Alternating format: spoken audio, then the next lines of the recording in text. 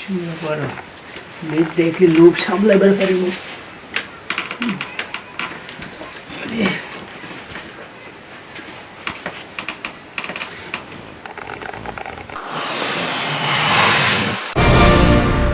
হ্যাঁ, উনি আমার কি বলে গেল অফিসে যাওয়ার সময়?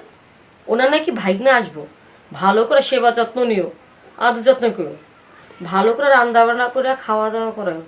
হায় হায়, ওনার ভাগ্নে আইব, ওনার মাথা ব্যথা, আমার তো এত মাথা ব্যথা না। হ্যাঁ, কি একটা উটকো ঝামেলা। আমাকেও ঝামেলায় তো আমি কইরা খুলেতে পারতাছি না। সারাদিন এটা রান্ধো সেটা রান্ধো, এই কাজ করো সেই কাজ করো, সংসারের ঝামেলা কি কম? তার উপরে একটা উটকো ঝামেলা এসে পড়বো। আসুক আসুক ভাইগনা, শুনলাম নাকি পরীক্ষা দিতে আসবো, আর এই ইন্টারের পরীক্ষা দিব। এই পরীক্ষা দিতে আমি তো শুনেছিলাম যে 1-1.5 মাস লাগে জায়গা। এই 1-1.5 মাস পর্যন্ত এ ঝামেলা আমার টানতে হইব, টাইম মতন খাবার দাবার দিতে হইব, রান্না বান্না করতে হইব, ওর জন্য তো একটা উটকো একটা ঝামেলা আছে। না না, অত ঝামেলা আমি বইতে পারুম না।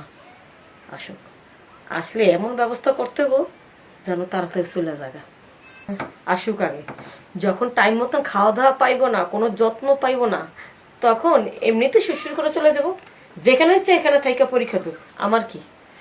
আমি কিভাবে তাহলে তো সেটা ভালো করে বুঝি।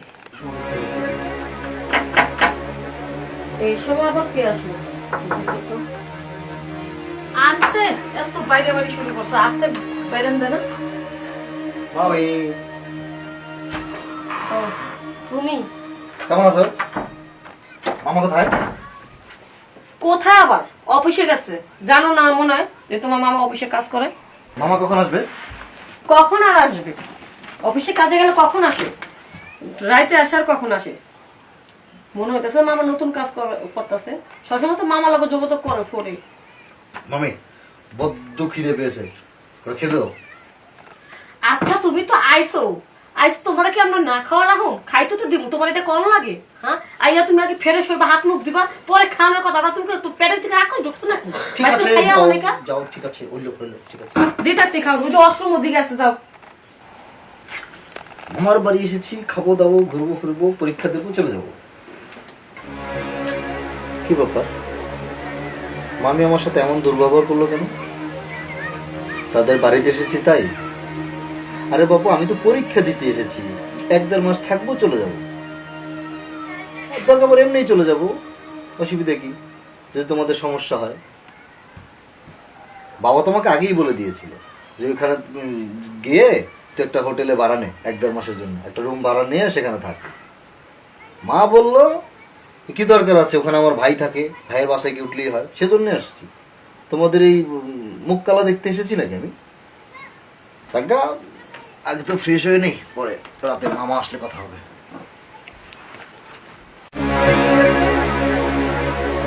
স্যারের এত বড় সাহস, খাবার টেবিলে বসে এরকম কাজটা করতে পারলো?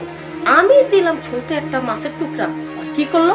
এ তো আর হয় না, ওই নিজের হাত দিয়ে এত বড় মাছের মাথাটা নিল।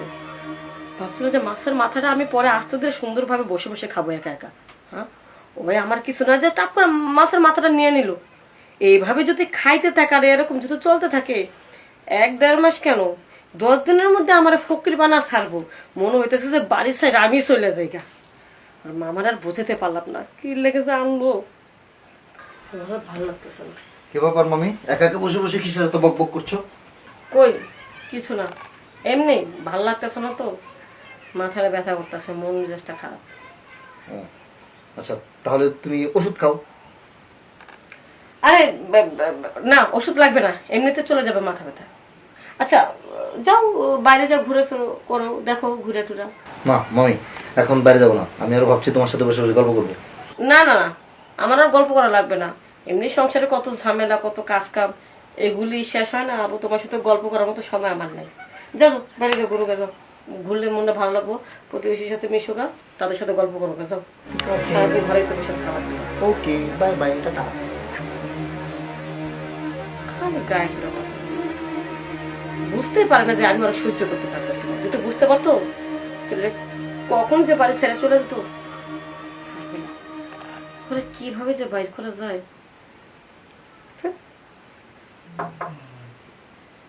ভেতরে আসো। কে ভিতরে আসো, দরজা খোলা আছে। হাই হাই, দরজা দেখি খোলাই। বাইক নিয়ে গেছিল বাইরে, দরজাটা খুলিয়ে গেছে লাগায় বাইরে। ওইটা আবার কিনা? এটা উঠকো ঝামেলা ঝামেলা, বুঝছো? কি ঝামেলা টামেলা তুমি? উনি আবার ওনার ভাগ্নেরা আনছে, পরীক্ষা দেবে তো, 1-1.5 মাস থাকবে এখানে। টাইম মতন খাও, আর সারা শুধু খালি খাই করে, বুঝছো? বুঝা ওর কথা বাদ দাও। ছোট মাছ না? ছোট দামরা রাখুন একটা স্যামরা। শোনো, যেটা বলতে চাইছিলাম, গ্রাম থেকে তোমার দাদার ভাগ্নে এসে, বুঝছো, ওই ইন্টারনেট পরীক্ষা দিতে এসে এখানে থাকবে, 1.5 মাস থাকবে। 1.5 মাস? হ্যাঁ, এই 1.5 মাস ও এখানে থাকবো। আর তুমি যদি হাজার করো, ও যদি কোনো কিছু দেখে ফেলায়, যদি ওর মামার কাছে বইলে দেয়, আর যত হোক ওর তো আপন মামা, আমাদের মধ্যে খারাপ কিছু দেখলে তো বইলে দিব। তাই কইছিলাম কি, তুমি 1.5 মাস আর আইসো না, ঠিক আছে? তুমি একটু আলাদা থাকো, ওই যাই এলো, ওই গেলে গা তারপরে। আচ্ছা, এখন আছে কোথায়? আরে বাইরে তো ঘুরতেছে, আমার সাথে আসছিল গল্প করার জন্য, আমি পাত্তাই দিই নি। বাইরে যেতে গেছি আর আমি যেন আইয়ে পড়ছি, তুই একটা বাড়ি বাইরে যাই। হ্যাঁ, যেহেতু আইসো এমন ভাবে দিবা যেন 1.5 মাস মতো তোমার আর না লাগে। হ্যাঁ, একবারে ঝালাপালা করে দিই। তুমি না শুনে পড়ো, মেয়ে দেখলে লোভ সামলাইবার পারিব।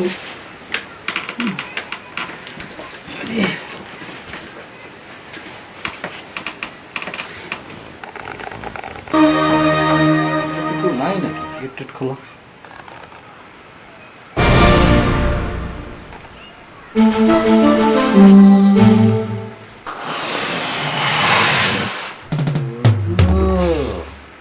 তাহলে এই হলো কথা, হ্যাঁ?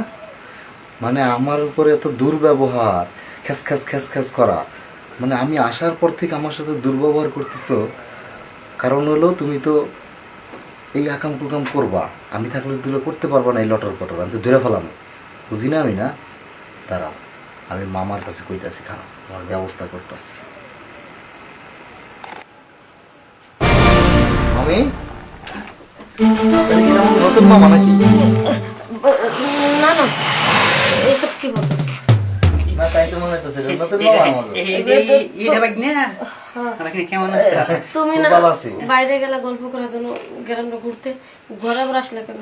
ঘরে আসছি কেন সেটাই বাদ দাও, মানে আমি আসার পরে তো আজকে 2-3 দিন ধরে আমি তোমার এই আচরণ দেখতেছি আমি, যে কি ব্যাপার, মামি তো আমার সাথে এমন আচরণ করে না, ছোটবেলা তো আমার খুব আদর করছে, এখন আমার সাথে খ্যাট খ্যাট খ্যাট খ্যাট খ্যাস খ্যাস করে কে? কারণ নাকি? তার মানে এই হলো তোমার কারণ, মানে তুমি লটর পটর জোটাইছো, মানে আমি আসলে আমি থাকতে করতে পারবো না, এগুলো আসল ঘটনা, তাই না? তাই তুমি থামো। মানে আমি আমার কাছে মামার কয়ে দেবো, বান্ধব আমি এটা না না দুজনের বান্ধব। ভাগনা ভাগনা প্লিজ, আমি তোমার মামি মানুষ, একটা অন্যায় করে ফেলেছি, এটা নিয়ে যদি তুমি বার্গেনিং করো গ্রামের লোক জানবো, আর তোমার মামার যে রাগ তুমি তো বুঝোই, যদি আমার কোনো কিছু ভুল ধরা পড়ে। তোমার ছেঁচা দেখে তো আমি চাই, তুমি আমার সাথে দুর্ব্যবহার করছো। আর করুন না, আর করুন না ভাগনা। আমি 1-1.5 মাসের জন্য একটু আসছি, পরীক্ষা দিব, চলে যাবো। তুমি 1-1.5 মাস কেন, বছর ভরে থাকো। বছর পর আমি খামো আর ঘুমাবো, আমার তো আর কোনো কাম নাই, আমি এটি মামার কাছে কম। ভাগনা ভাগনা ভাগনা ভাগনা, তোমার কিছু খরচা করতে দিব না ভাগনা, তুমি কই না ভাগনা। দরকার আমিও দিব। না আমার মামা দেয় না আমারে, আমার আব্বা আম্মা দেয় না আমারে। সংসারটা নষ্ট হয়ে যাবে ভাগনা। বুকা আমি কান্দছি আর জীবন করব না, এই ভাই আর জীবন করব না, এই খেতে দিচ্ছি তো দিছি, আর ওর লাগে সম্পর্ক রাখুন না, তোমার মামার আর ঠকাবো না ভাগনা। তুমি আমার ব্যাপারটা দেখো। আমি আগে দেখি, ভাইবে দেখি কি করা যায়। ঠিক আছে, তুমি তুমি তুমি ভালো হয়ে যাও, তুমি আমার সাথে খারাপ ব্যবহার করছো, আমি মার কাছে কয়ে দেবো খারাপ। হ্যাঁ হ্যাঁ ভাইবা দেখো, দেখো ভাইবা। হ্যাঁ ভাগ্নিটা কি বললো যে বইলা দিব, বইলা দিল তো সর্বনাশ হয়ে যাবো গা, বলবো না তাহলে কি করবো? আসার পর থেকে ভাগ্নার সাথে যেভাবে খারাপ আচরণ আমি করতেছি, যদি ভালো আচরণ করতাম, অন্তত আজকে যে কাজটা করছি এটা হাতে পায়ে যদি ধরতাম তাহলে ক্ষমাটা পাইতাম। আর খারাপ আচরণ করছি না, ক্ষমা আর পাবো না। না, এখন থেকে ওর সাথে আমরা ভালো আচরণ করতে হবো, যেন ওর মামার দেখলে সব কিছু ভুলে যায়, বুঝে কীভাবে ভালো আচরণ করি।